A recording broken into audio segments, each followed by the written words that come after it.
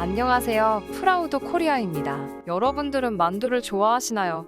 저는 꽤나 만두를 좋아하는데요. 과거엔 고향만두가 우리에게 가장 익숙한 냉동만두였다면 최근에는 비비고가 이 냉동만두의 대표주자라고 해도 무방할 것 같습니다. 그만큼 국내에서 많이 유명해졌고 많은 사람들의 식탁에 오르고 있기 때문입니다.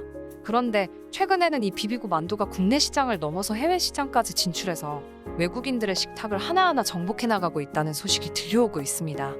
공식적으로 비비고라는 브랜드가 론칭된 것은 2010년인데 지금까지 해외에 진출한 국가 수만 해도 무려 70여 개국에 달하죠. 더불어 지난 2020년에는 비비고의 만두 단일 품목으로만 매출 1조 원이라는 신화를 세웠습니다.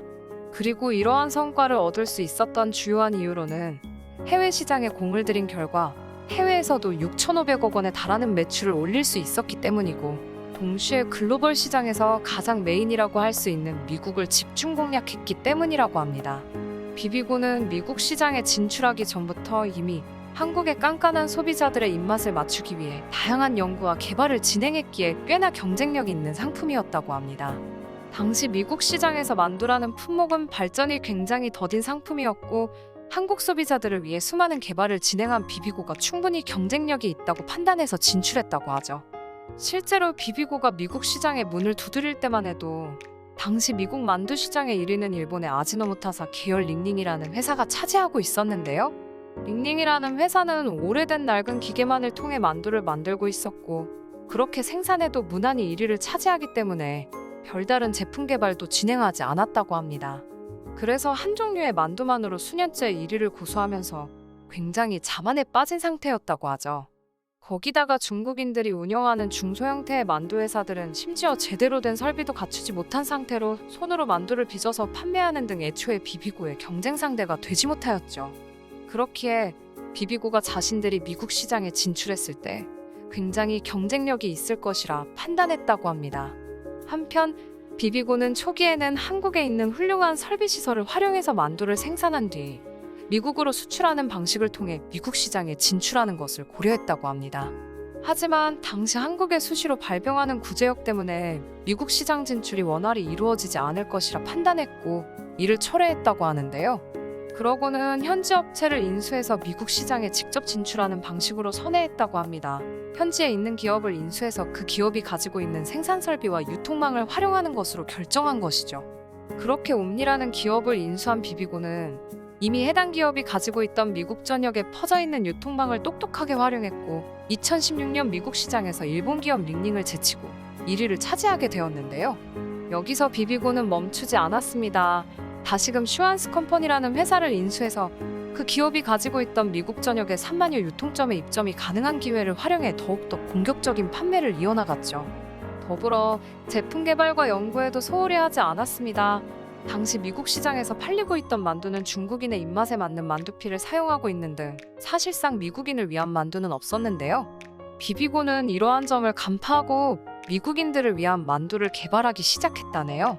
언제나 웰빙 트렌드에 가장 진심인 미국인들을 위해 돼지고기 대신에 닭고기를 만두에 넣고 아시아 향을 내기 위해 고수를 가미하고 상대적으로 부담스러운 만두 크기 대신에 한 입에 쉽게 먹을 수 있는 작은 만두를 선보였죠. 이렇게 철저하고 체계적인 시장 분석을 바탕으로 미국을 비롯한 해외 시장을 공략하기 시작한 비비고는 결국 2016년에는 미국 만두 시장에서 1위를 차지하고 연매출 100억 돌파를 시작으로 2020년에는 글로벌 매출 1조 원을 돌파하는 등 어마어마한 대기록을 세웠습니다. 더군다나 단순히 미국 시장뿐만 아니라 만두로 유명한 중국에서도 1,600억 원, 일본에서도 650억 원, 유럽에서 180억 원, 베트남에서도 160억 원의 매출을 기록했죠. 베트남에서는 이미 국민만두로 등극하고 일본 시장에서는 점유율이 3년 만에 10%포인트 이상이 증가하는 등 어마어마한 성장세를 보이고 있습니다. 한편 최근 비비고의 이러한 급격한 성장세에 대해 몇몇 중국 언론들은 상당히 불쾌하다는 식의 반응을 보이고 있는데요. 그 이유는 바로 비비고가 해외에서 출시하는 제품의 명칭을 만두로 내놓고 있기 때문이라고 합니다.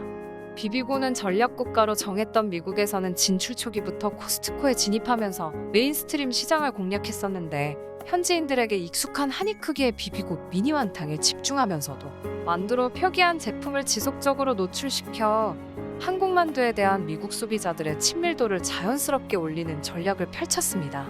2015년에는 현지 소비자 트렌드를 제품에 빠르게 반영하기 위해 별도의 만두 R&D 조직을 신설했고 2018년부터는 한국 스타일의 만두를 시장에 본격적으로 소개하기까지 했죠. 더불어 중국과 일본처럼 시장에 이미 독점적인 지위를 가진 브랜드가 존재하는 경우에는 미래 소비자가 될 수 있는 젊은 층에 집중적으로 비비고 만두를 알리는 데 힘썼습니다. 그 결과 작년 중국의 징동닷컴과 이베이 재팬에서 운영하는 큐텐 등에서 각각 만두 카테고리, 식품 부문 1위를 차지하기도 했는데요. 한식에 대한 경험이 상대적으로 부족한 유럽의 경우에는 아시아 식문화 수용도가 높은 영국, 프랑스, 독일을 중심으로 유통 채널을 확대해서 성과를 거두었죠. 그리고 이러한 과정 속에서도 꾸준히 비비고가 한국의 만두임을 표기하며 소비자들에게 만두라는 것을 지속적으로 알려왔습니다. 앞서 말씀드린 비비고가 냉동 포장만두를 만두라고 표기한 것을 두고 중국 관영 매체가 SNS에 만두의 유래를 지적한 사건도 비비고가 일본에서 명칭을 바꾸면서 일어난 일이라고 하는데요. 중국 관영 한국15의 인터넷 뉴스 사이트 황구망은 웨이보 등의 한국 만두, 한국 CJ그룹, 일본에서 만두로 제품명 변경이라는 제목의 글을 게재했죠. 해당 글에서 중국 매체는 비비고가 비비고 왕교자의 이름을 비비고 왕만두로, 비비고 물교자의 경우에는 비비고 물만두로 바꾼다는 언론 보도를 소개하면서 비비고가 일본 소비자들이 한국 만두를 올바르게 이해할 수 있도록 패키지도 일본어와 영어, 한국어, 세 개의 언어로 작성할 예정이라고 보도했습니다. 이어 만두를 한국식 발음으로 영어 표기를 한 데에 대한 불만 섞인 지적을 내놓았는데요. 소위 만두라는 게 실은 교자를 뜻한 것이라며 왕만두이지만 왕이라는 글자만 봐도 이 음식이 중국에서 유래했다는 것을 보여준다며 그럼에도 불구하고 비비고가 만두를 마치 한국 음식인 척 파는 게 이해가 안 간다고 덧붙였죠. 이에 중국 네티즌들의 댓글도 쏟아지고 있는데요. 대개 정말이지 걸리는 대로 훔쳐간다. 백종원도 중국 한번 훑고는 음식 기술 훔쳐서 방송에서 쓰더라. 이젠 만두도 끝났다. 조만간 한국 전통 음식으로 둔갑할 거다. 도둑나라는 나날이 뻔뻔해지는구나. 식의 무지성 비판들이었죠. 그러나 이는 사실이 아닙니다.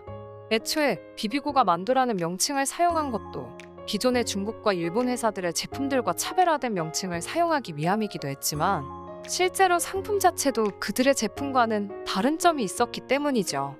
피가 두껍고 탄수화물이 많은 중국, 일본 만두와 달리 비비고는 얇은 피에 고기와 야채의 밸런스가 좋은 한국식 만두의 특징을 비비고 만두가 그대로 담고 있는 점을 강조하기 위해서 사용한 것이었습니다. 더불어 한국식 표현인 만두라는 것을 쓴다고 한국 음식인 척하는 것도 말이 안 되죠. 애초에 만두는 중국뿐만 아니라 일본에서도 많이 생산되는 음식이고 특히나 교자, 덤플링 등 다양한 용어로 불리고 있기 때문입니다.